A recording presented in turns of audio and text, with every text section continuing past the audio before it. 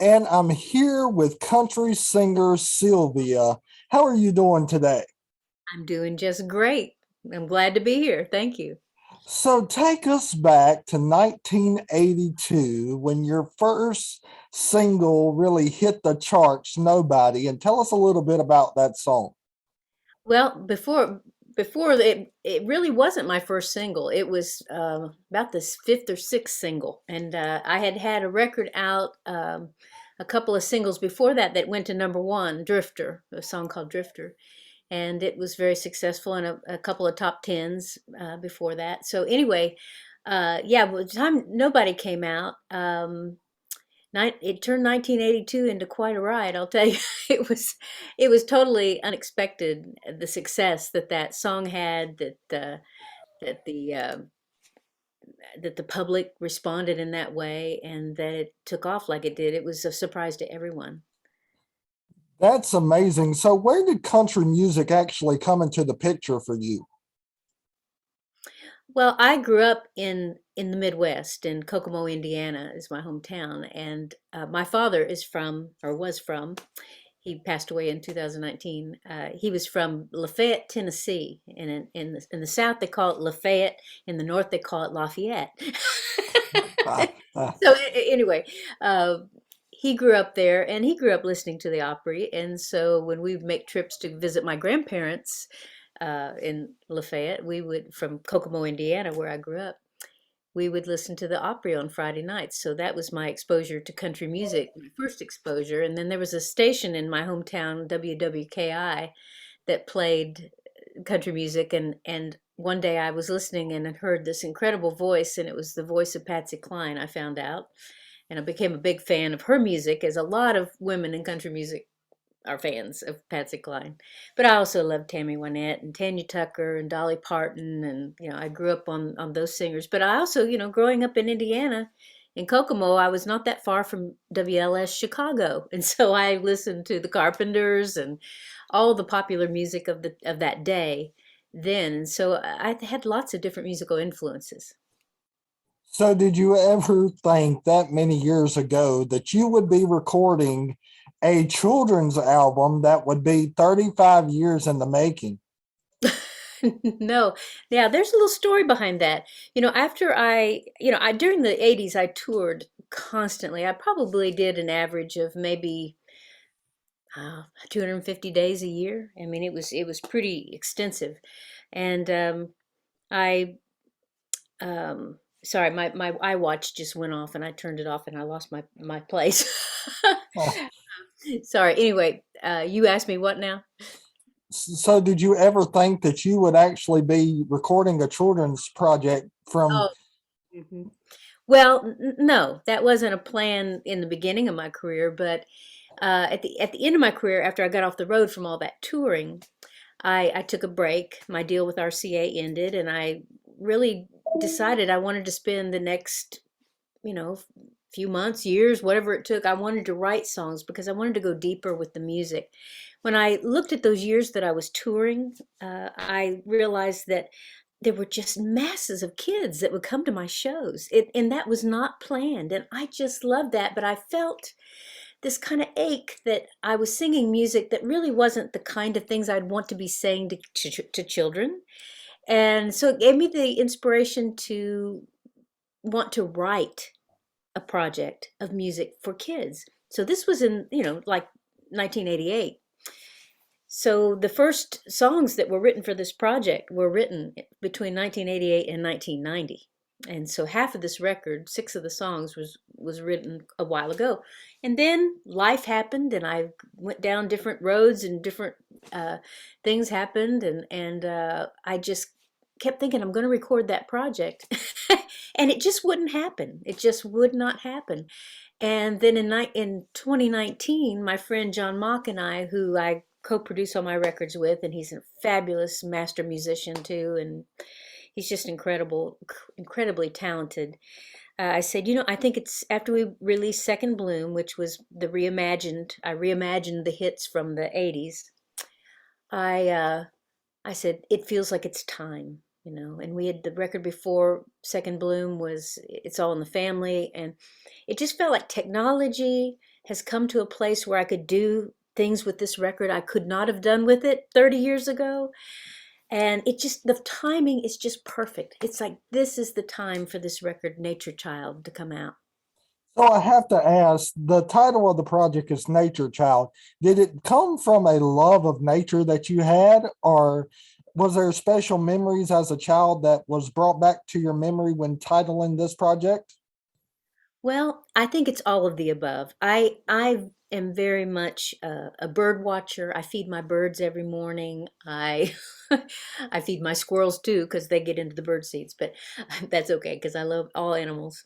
I think as I've grown up into an adult, all these years, I've felt closer and closer to nature. When I was a kid, I used to sit in trees and listen to that inner voice that would speak to me. And it spoke to me most clearly when I was out in nature.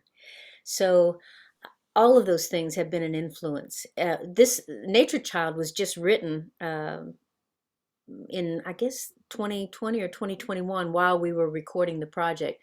John Mock and I said, you know, we looked at what we had recorded so far and we felt like it needed some other elements. And so John wrote some music to four of the songs on the record, and then I wrote lyrics to those. And I really just let the lyrics let the music tell me what it's about.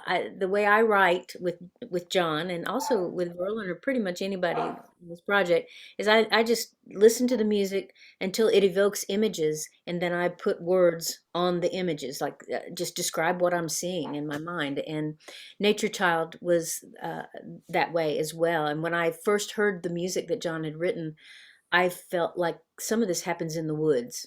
You know, there's something about the woods, and that's one of the verses, you know, toward the end. And but it just, I write very stream of consciousness, allow the song hopefully to come through me rather than try to write onto something. I let the music, sometimes the image of like mist rising up out of water is like the music is like the water in the mist that rises up, or the lyrics. So that's kind of a long answer to your question. So, so how has your work as a professional artist and also a life coach, how has it influenced your music?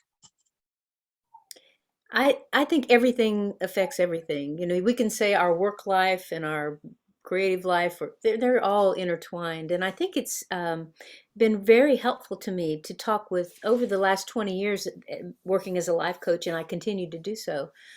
I've talked with so many interesting people who come from all different walks of life, who, if anything I've learned over and over is that we're all so much the same. We're all human beings and we're all dealing with very similar issues. They look very different on the outside. You know, they have a very different look, but they're really the same themes of self-worth, working with people that one of the things I do a lot with people is help people identify what their gifts are. I believe we're all born innately with gifts. And so I think that's woven in through this record, the about dreaming, about our gifts, the work that I do with the people that I coach.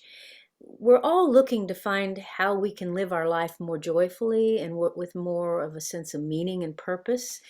And I believe if we follow our dreams and we follow that inner guidance that we all have, and we act on it step by step, it takes us into a place where we get into a flow with life. And I hope that this record, Nature Child, A Dreamer's Journey, is the subtitle, that it becomes like a soundtrack for people who want to pursue their dreams more fully. And it can be a little child, or it can be someone your age, my age. I think we're never too old or too young to dream.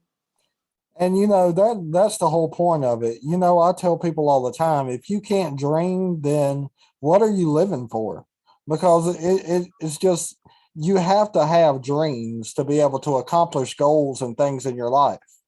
Well, and I understand that it is really challenging, and I think that's the other thing that I've learned through the coaching work, that people come and work with a coach because they feel stuck, or they feel like they're not, their purpose and meaning is just not happening in their life, or they feel boxed in by some role that they're playing, and not able to pursue their dreams. And so I feel so grateful that this is the work I do in the world, not only as a coach, but through my music now. I think this album, more than anything I've ever done musically, is moving in that direction, and I see myself moving more and more in that direction of um, listening inside and really reflecting out what I think we all need to hear, not just other people. Me, I need to hear. I think making this record during the pandemic was incredible because it got me through it. I had this creative flow going that it almost felt like John Mock and I were in this bubble of possibility, and we just dreamed our way through the whole thing, and it's just the most creative project I've ever been a part of.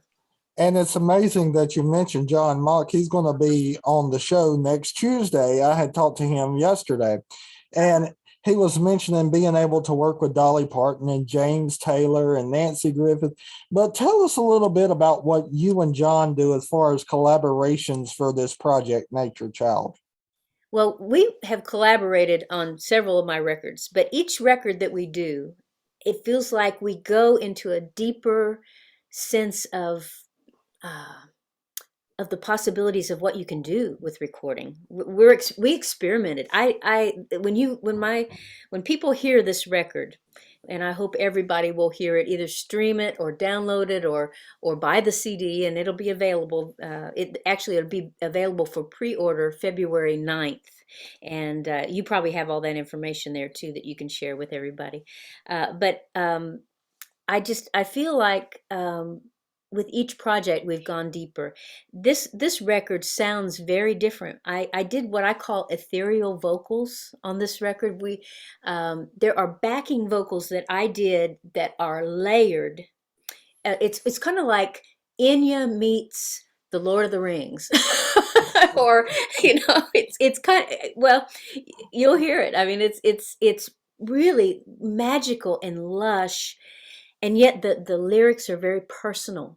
And one of the one person who listened to the record told me, she said, I felt like you were just singing right to me, and that just makes my heart pitty patter. I'm glad that it feels that way. Um, so yes, it's there's a magical quality to it. There's a fun quality to it. It's got an aliveness and a liveliness to it. So. So take us back to when you was a child. What would be an outdoor memory that will forever be etched in your mind? Hmm. Well, the first thing that comes to mind is sitting in my tree. I had, like a lot of people, had a very challenging childhood in a lot of ways. And when I would be sad or depressed, I'd go sit in my tree, and I would have these talks with this inner voice. And I remember one time I was so down, I was thinking, boy, I wish I could just run away. And the voice just calmed me down and said, it won't be long till you're on your own, and you'll be able to, live your life exactly as you want to live it. And so being in nature, that's probably, and another story that comes to mind is one of the songs on the record is called Every Time a Train Goes By. It's a totally new recording. People that have heard my record, It's All in the Family, this song is also on it, but we did a totally different recording of it. And it's a true story that happened to me when I was 3 years old, living in Tall Timbers Trailer Park in Kokomo, Indiana. Our trailer was on the very back of the lot in the corner, and within maybe 20-30 feet of our front door was a train track. And when that train came through, it scared me to death, and it would just rumble the ground, and I would always run and hide. But one day I didn't, and so I ran. I wrote a song about the experience that I had of really screwing up my courage and standing there and just standing there while the train came by. And this most amazing thing happened, that the conductor leaned out of the engine of the train and waved and smiled at me. And in an instant, I went from fear to joy. And that was like one of the biggest life lessons I've ever had, and it has stayed with me all these years and has really helped me to say, do I want to run, or do I want to just stand here in whatever it is I'm feeling and move through it, in it and through it, rather than run from it. So, what would you like our audience to know about you and about Nature Child? What would I want them to know? That I love to sing. I love people. I love children. I love animals. I love this planet. I want us all to feel more connected to this planet, because I think if we don't, we're all going to be in, and we're all in serious trouble now. But I think as individuals, we can each do our part to take care of our little piece of the world, and it starts in here. It's, it can start out, it can also start out there, but I think our inner reflects our outer, and our outer reflects our inner. And so whichever way you want to do it, but I think volunteering, doing things that like recycling, and just trying to be kind to ourselves and to the world around us, and that means other people too. I want this record to be a help and be inspiring and give people joy, and that's what I want them to know. And I think this record is really special in that way. And I'm not saying that from an egotistical standpoint. It inspires me. I've never recorded a record that I've listened to more than this one. It's like, it almost feels like somebody else did it. It's just, there's something really magical about it. So I hope people will be curious to listen, and that it will be helpful to them in some way. Well, Sylvia, we have had a blast talking to you today. Thank you so much for coming on the show. Tell folks how they can find out more about you or purchase this new project. Well, it's going to be available online, and through Amazon and iTunes. You'll be able to order it. You'll be able to pre-order it on Bandcamp. That's a very popular site these days, Bandcamp. So you can be able to order the physical CD through Bandcamp, and also they can do the digital download as well.